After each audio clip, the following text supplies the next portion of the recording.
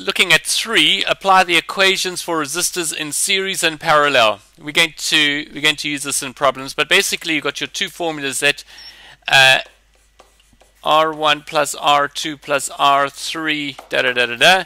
This is for series, and 1 over RT is equal to 1 over R1 plus 1 over R2 plus 1 over R3 da da da da, depending on the number that you've got.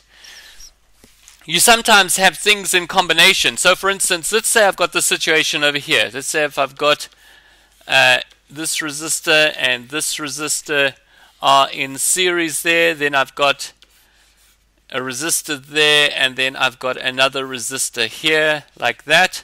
And let's say this is 2 ohms, 3 ohms, 4 ohms, and 2 ohms. Let's say I've got something like that.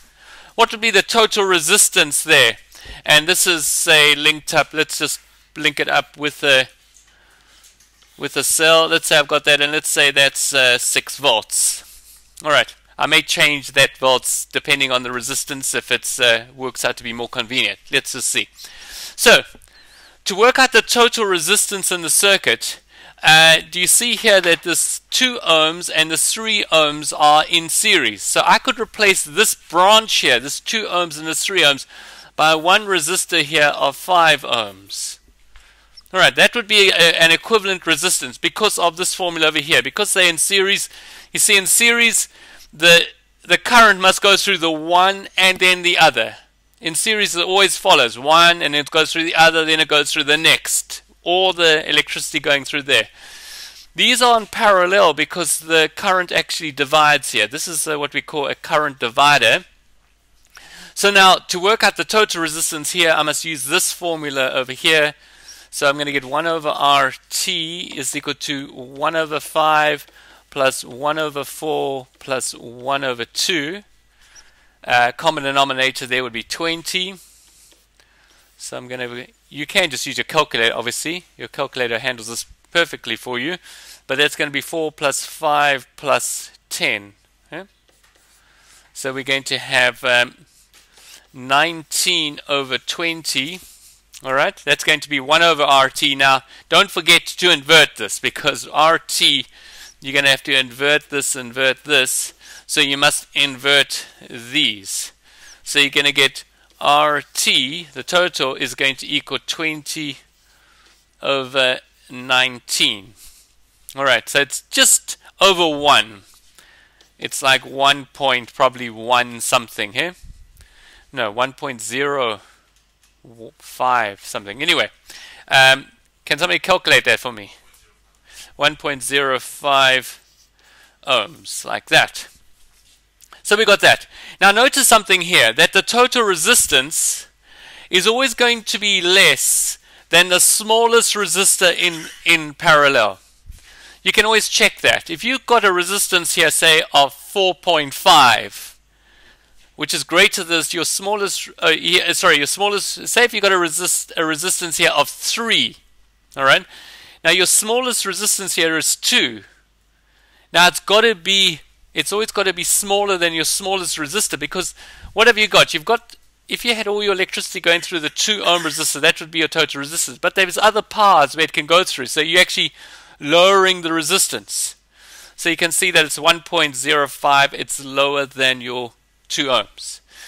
Now we could actually also measure or calculate the current through each branch, because I could work out my current through my whole circuit. I is equal to V over R. It's going to be 6 volts divided by, now I'm just going to simplify this. I'm going to call this, say, this is about 1 ohm. Just make it nice and easy for us. So that's 1, so that's going to be, you're going to have a current of 6 amps. Okay. Now when it comes through, when that 6 amps comes through here, so you've got a current here of 6 amps, it's going to divide into 3 different amounts there. But it's all going to add up to 6 amps. Okay. But what we do know is that the voltage across each one of these things, what will be your voltage across each one here? it will be the same. All of these will be 6 volts. Remember we did this? This was one of the investigations that we did. All of these would be 6 volts. So I can work out the current in each one, okay, just by looking at the resistance and the voltage, because I is equal to V over R. So through the 2 ohm, it's going to be 6 divided by 2 is equal to 3 amps. All right? Through the 4 ohm, I'm going to call this I2 ohm. Through the 4 ohm, it's going to, all right, this is 4 ohm, that one over there, it's going to be 6 divided by 4, 1.5 amps.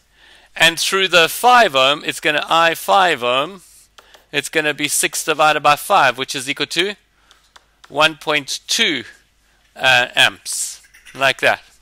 So when we add these all together, we're going to get 4.5, about 6. I mean, I did a bit of an approximation there. If I use these values, then it would have been perfect.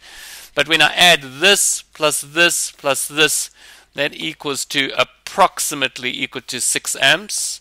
And you can see how it divides up.